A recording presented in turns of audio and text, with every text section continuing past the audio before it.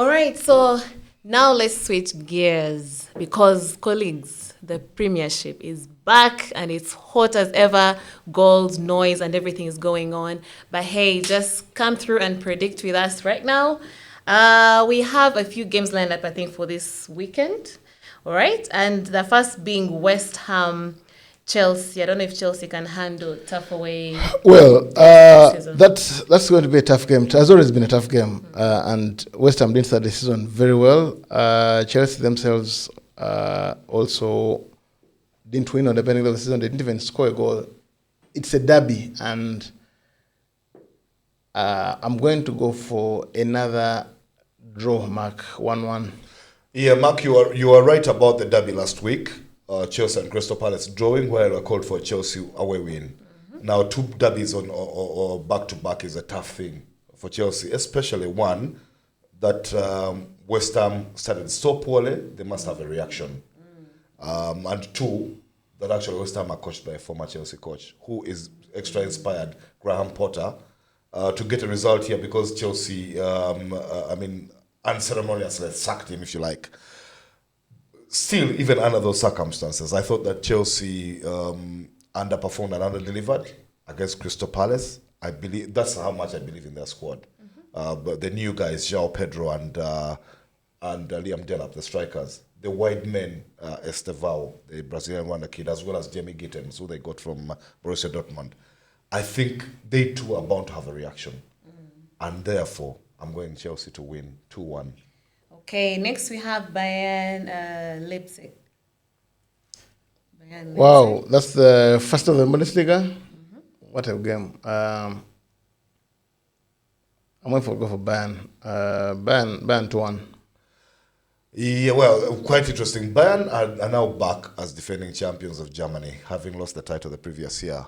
Leipzig have lost players. They've lost Benjamin Sesko to Man United. They lost Jonathan Tah to Bayern. No, Tah actually came from Leverkusen, sorry. But Leipzig are bound to, they might even lose Xavi Simons. Every year they lose players because they're that good at scouting, and so they bring good players together. But they play expansive, beautiful football, and they're not scared of Bayern. So they will... They could shock them. Yeah, but Bayern, apart from Jonathan Tah was making a debut, the other firepower they've added to their squad is Luis Diaz from Liverpool. So he joins Harry Kane and their attackers. I mean, Kingsley Coman, Serge Gnabry, as well as Michael Olise. I still think they have a lot of firepower. Mark, one of the things I love about the Bundesliga, if you're a betting man, is that there are certain games and certain teams about which you're almost you're 90% sure will give you what they call the over in betting odds. More than 2.5 goals. Yeah, Hoffenheim mostly. But we have Leipzig, Bayern, and Leverkusen sometimes as well. This is bound to have more than 3 goals in it, this game, I think. And Bayern will win it. Okay, that's what your take, right? Yes. Then we have Man City, Spurs. Well, already Haaland is looking like he's back in business. What do you think? Now, this is an interesting game because Spurs traditionally give City all kinds of problems. How, I don't even know, because even when Spurs have been very dodgy, they've tended to elevate their game against Man City. But I think that's not going to happen this time. I think City, in dispatching Wolves, showed that they're a team which wants to wrestle its crown back. I'm going to go for a Man City victory. I'm going for a 3-1 Man City. Well, interesting that Mark says City dispatched Wolves easily because Spurs won their own game that easily as well.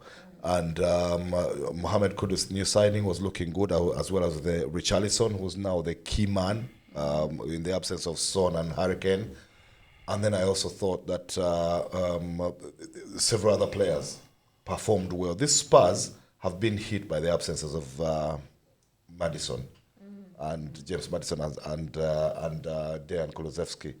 So they're still looking actually to sign. They want to get Eberechi Eze in time for this game, but they're looking to get him from Crystal Palace. Even then, I agree with Mark that they give Man City a bloody nose. But like him, I'm also going for a City win. I'm going for a City win in this one. And it should have goals. It should have goals. So I'm saying 2-1 or 3-2. Okay. City.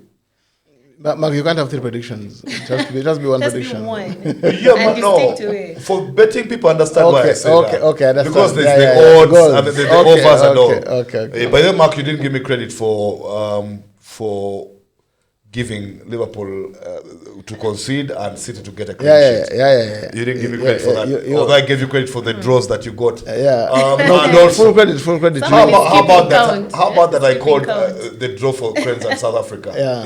Should Niger get a result of South Africa? Credit, Mark. Okay. Anyway, never mind. I am saying that there will be goals in the game and that City will win. Okay. Right now we have Arsenal Leeds. Arsenal. I'm going for Arsenal. Yes. Arsenal are poor at Old Trafford, but they got the job done. I think they're going to finally hit their stride. I don't see them winning at Old Trafford and failing to beat Leeds at the Emirates. I'm going for Arsenal. 2-0 Arsenal. Yeah, Leeds were the first team in 17 years to actually win the opening game as coming into the league as champions of the EFL. It hadn't happened in a long time, but they were lucky to win against Everton. That was a dodgy penalty, by all intents and purposes, to be honest. But VR is VR, and they won that. I don't think though that they have a chance against Arsenal. Actually, should Spurs hold City, I think Arsenal are going top of the league this weekend. And that is because they will beat Leeds and even Victor Gyökeres is going to get onto the score sheet. The guy who's taken all the beating because of his performance at Old Trafford. He was poor after being signed, taking all the hype in the summer. But it's incredible how fickle football fans can be. Yeah. This was Arsenal's first game of the season at Old Trafford. They expect Gyökeres to score 5 goals. In a game in which Arsenal were the second best team on the United was better than second, them. And Matthias de Ligt, the Dutch central defender, actually had Gyökeres in his pocket because he was as immense as everybody else of United was on the pitch. United were the better team. Yeah. But now I expect, and somebody even called Gyökeres a pub player. Wow. That's how fickle football fans are. They haven't rushed him, so many of them. I think he opens his account this weekend. Arsenal, I'm even going 3-0. Okay. So this one, Fulham, Man U. I know Man U, we lost last time, but we played a good game. United played well. It's an awkward game.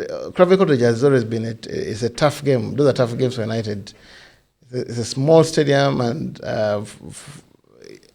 if you're the kind who plays expansive football, it's a different ball game there. But I think United is going to win this game. I think something is. They played so well against Arsenal. Yes. I think they can only get better, and I'm seeing United winning this one. Yes. Although they'll concede, United still have goalkeeping issues, but I think they'll win this one 2-1. Okay. Yeah, that Craven Cottage really is a difficult place to play. Narrow pitch, like he says. Tough opposition. Guys were used to the Premiership. These guys and inspired and everything. But I believe that, Benjamin Sesko, I still don't know because he's still trying to catch up with the rest of the team. There's a no. But between Cunha and Sesko and Bruno Fernandes, I thought Cunha was outstanding against Arsenal. So between him and Mbeumo and Bruno Fernandes, 3 guys who just don't stop, who don't quit. Something has got to happen, and so I'm going for the away win as well. Man United. I'm going 3-1. Okay. Yeah. And then our final, that's Uganda versus Senegal. We've had luck with Mark Namanya this time. Hopefully, you give us a good one. Also, you said we did proper. Yeah. No, that one. You're looking into your predictions. For me, Uganda versus Senegal. The Uganda Cranes are going to win this in a shootout.